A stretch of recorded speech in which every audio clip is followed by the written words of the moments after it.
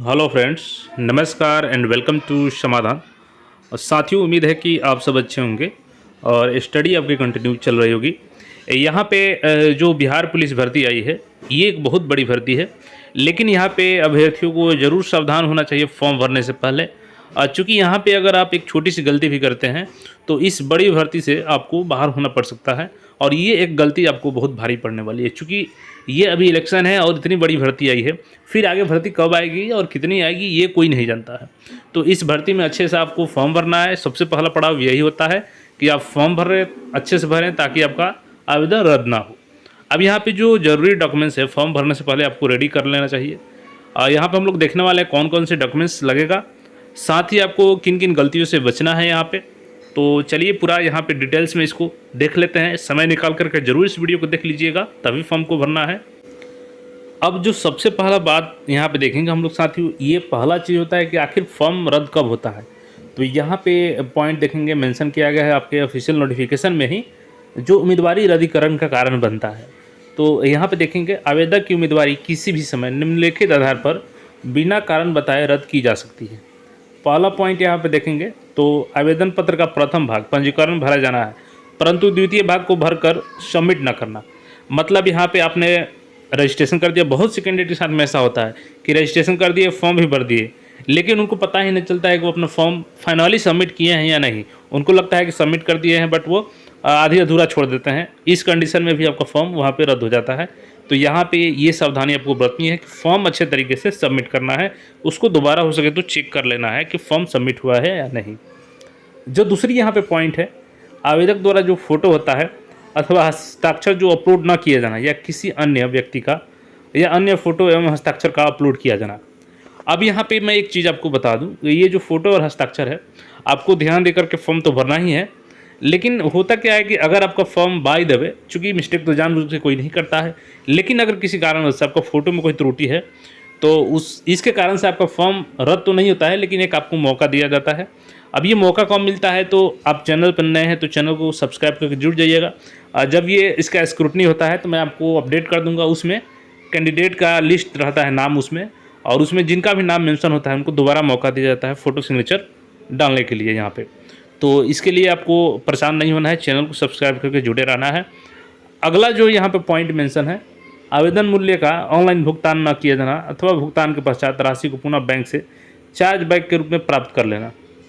मतलब अगर आप ऑनलाइन पेमेंट करते हैं, बहुत बार होता है कि आप पेमेंट कर दिए और उस समय पेमेंट शो भी कर देता है, लेकिन वो आपका साइट बिजी होने की वजह से या बैंक के प्रॉब्लम होने की वजह से कभी कभी पेमेंट वापस रिवर्स चला जाता है।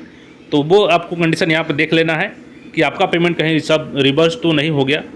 तो ये पेमेंट के मामले में आपको ध्यान देने वाली चीज़ है। अब जो यहाँ पे अगला चीज़ है आपका 4 नंबर पॉइंट है, इसमें है कि आवेदन में गलत सूचना देना।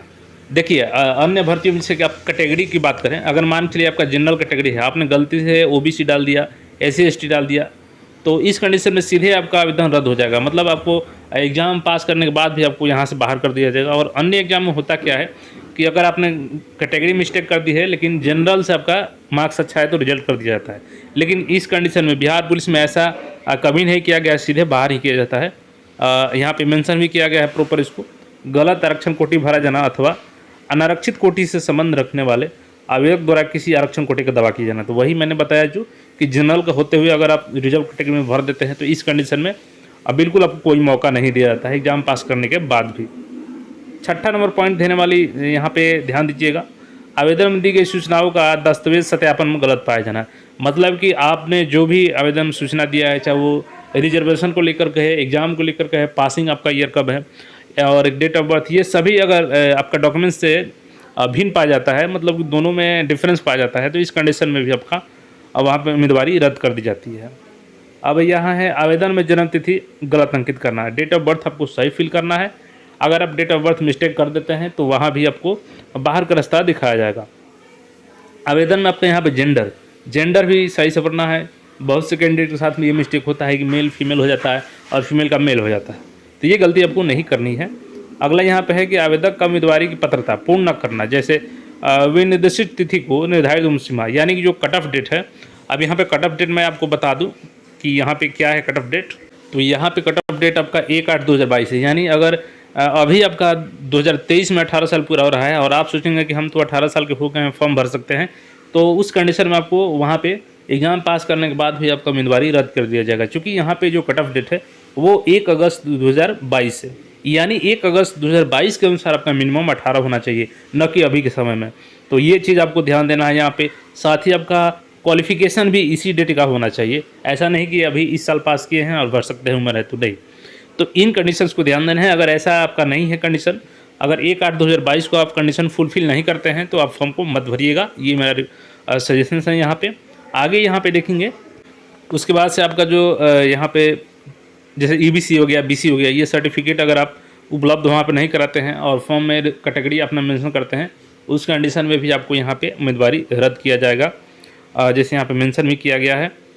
और आगे यहाँ पे देखेंगे तो यहाँ पे है आपका आपराधिक अगर छवि पाई जाती है तो उस कंडीशन में भी आवेदक द्वारा लिखित परीक्षा अथवा शारीरिक दक्षता परीक्षा क्रम में धोखाधड़ी करने के प्रयास में भी आपको बाहर किया जाएगा वहाँ पे। और अन्य कोई यहाँ पे विज्ञापन शर्तों के विरुद्ध है तो उस कंडीशन में भी आपको बाहर किया जाएगा यहाँ पे।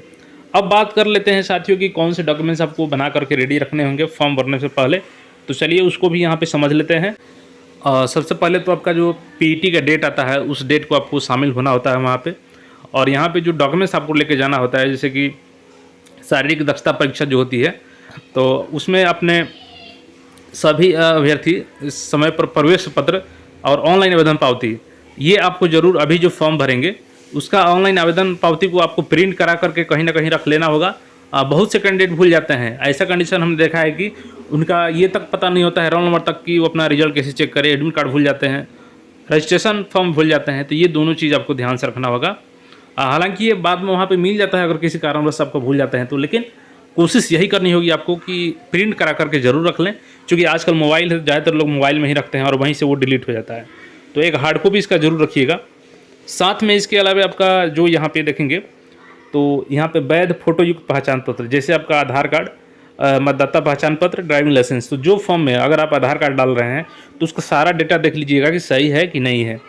उसके अलावा जो मैट्रिक आपका इंटरमीडिएट है, इसका शैक्षणिक योग्यता प्रमाण पत्र, यानी आपका जो मार्कशीट तो होगा ही, बहुत से लोग सर्टिफिकेट नहीं उठाते हैं अपना, तो कॉलेज से अपना स्कूल से जो 10th का आपका सर्टिफिकेट है उसको ज़रूर जा कर के ले लीजिएगा, वहाँ पे वेरिफिकेशन में लगता है। इसके बाद यहाँ पे जाति प्रमाण पत्र, जिसमें आपका अनुसूचित जाति, अनुसूचित जनजाति के अभ्यर्थी हैं। इसके अलावा यहाँ पे आपका जो जाति यहाँ पे क्रीमिलियर है, जैसे कि नॉन क्रीमिलियर है, पिछड़ा वर्ग के लिए, ओबीसी के लिए। तो देखिए ये सर्टिफिकेट एक दिन का काम नहीं, तो आप लोग जो एनसीएल होता है नॉन क्रीमिलियर का सर्टिफिकेट, इसको अभी ही ज़रूर अप्लाई कर दीजिए, क्योंकि ये कम से कम 1 मंथ का समय लग जाता है।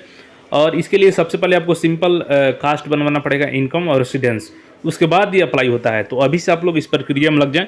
अभी फॉर्म 20 तारीख से अप्लाई होने वाला है, तो अभी से इसको रेडी कर लें आप लोग सभी डॉक्यूमेंट्स को, क्योंकि बाद में दिक्कत हो जाती है और वहाँ पे आपको मुश्किल में पड़ जा सकते हैं। अब यहाँ पे है बिहार राज्य का स्थायी निवासी, तो रेसिडेंस वो मैंने बोला, तो आप लोग बनवा लीजिए।